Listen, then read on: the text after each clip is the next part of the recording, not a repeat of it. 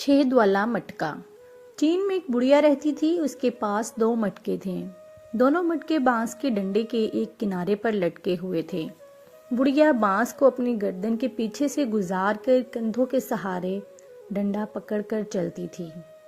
एक मटके में हल्का सा छेद था, जबकि दूसरा मटका बिल्कुल ठीक था। हर रोज बुढ़िया चश्मे से पानी भर के लाती थी, मगर जिस मटके में छेद था उसका पानी घर पहुंचते पहुंचते आधा रह जाता था। 2 साल तक ये सिलसिला जारी रहा। सही सलामत मटके को अपने ऊपर नाजो गरूर होने लगा कि वो पूरा पानी लाता है, जबकि छेद वाला मटका बेचारा शर्मिंदा रहने लगा क्योंकि उसका पानी आधा रह जाता था। आखिर छेद वाले मटके ने एक दिन हिम्मत करके बुढ़िया से कहा कि वो उसे तब्दील करवाकर कोई सही सलामत मटका ले ले, क्योंकि इसमें छेद है इसलिए वो पानी लाने के काबिल नहीं है।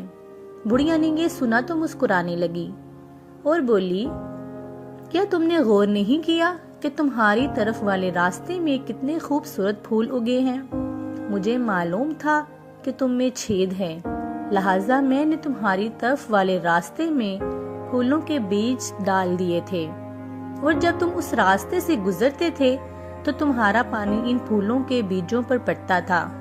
और देखो आज कितने खूबसूरत और रंग बिरंगे फूल सिर्फ तुम्हारी वजह से उग आए हैं, और मुझे भी ज्यादा मेहनत नहीं करना पड़ी। मैं इन सब फूलों के गुलदस्ते बनाकर अपने घर सजाऊंगी। मैं तुम्हारे बगैर ये सब नहीं कर सकती थी। हर किसी में कोई ना कोई खूबी और खामी जरूर होती है, मगर असल मजा तो ये है कि आप किसी की खामी को किस तरह खूबी में तब्दील करते हैं।